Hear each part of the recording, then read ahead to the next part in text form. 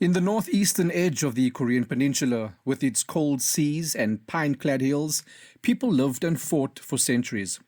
In the last centuries BCE to the early centuries CE, two peoples called this borderland between the steppe and the sea home.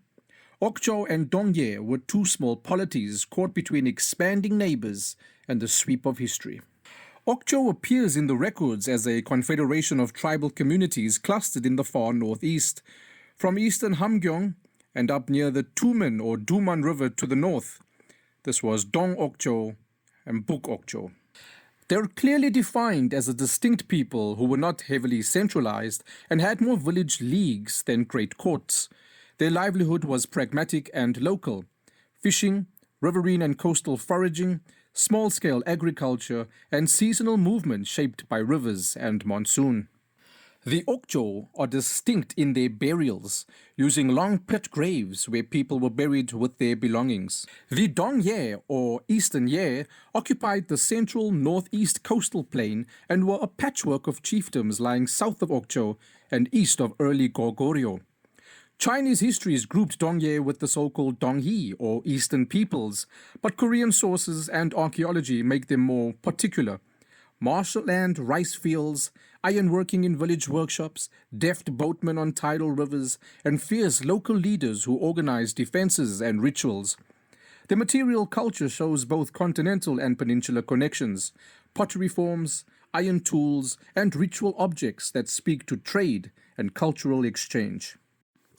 Both peoples lived in an unstable neighborhood.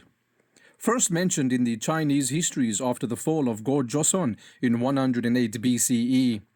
And from the Han commanderies in the west to the rising power of Goguryeo in the north and west, Okjeo and Dongye were repeatedly pressured, sometimes absorbed, sometimes tributary.